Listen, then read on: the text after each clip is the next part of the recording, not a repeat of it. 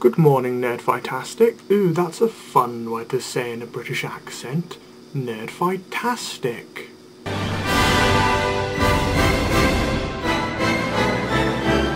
My convincing disguise probably didn't get past you eagle-eyed viewers. Hello, good afternoon, good evening, good night, good morning, good Hanukkah, I think maybe.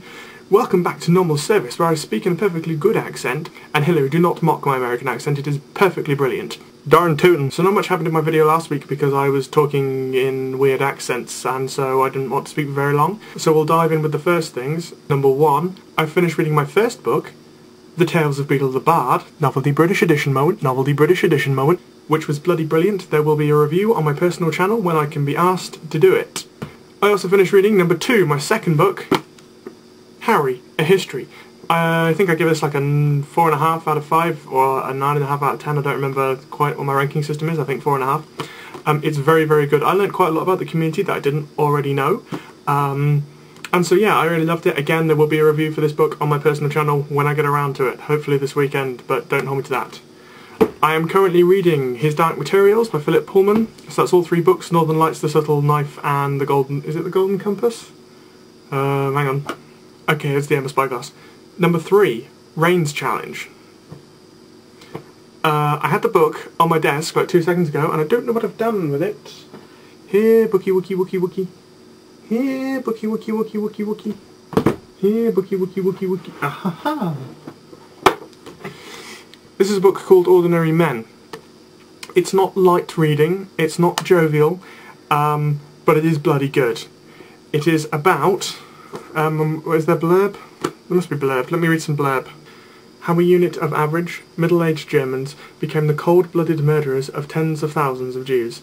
Anyway, it is a stunning sort of look into the human psyche and what people are capable of under peer pressure and influences from above and things like that. And I haven't read it for about 2 years, because I read it when I was at OSU actually.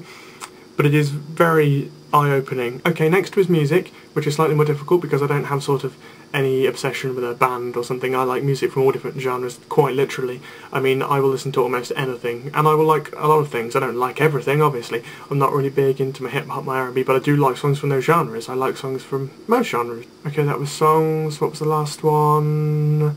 More of a film? Yes.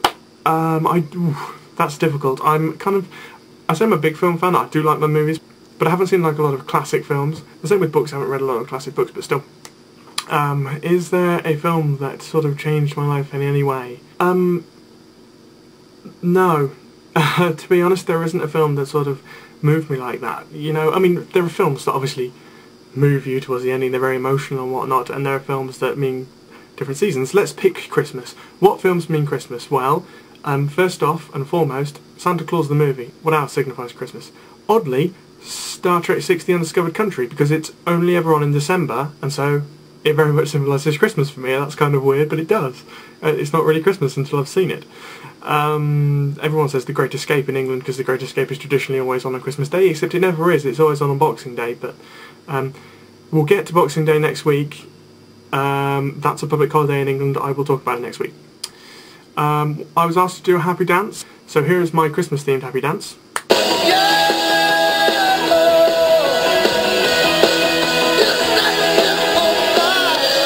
I hope you enjoyed that with the Christmas tree. I was really quite dizzy afterwards, as you may have noticed if I included that bit, and I don't know yet.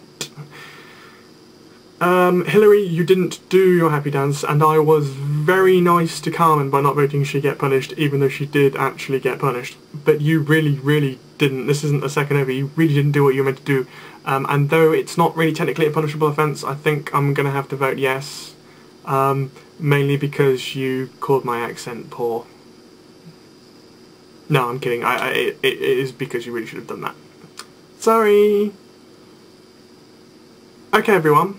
Have a very Merry Christmas, or Christmaka, or Hanukkah, or non-secular holiday of the season, or, you know, winter solstice if you're pagan or something. Have a good holiday season, as you Americans say. So I will see you on the other side of Christmas. Liz, I'll see you tomorrow. Taddy bye.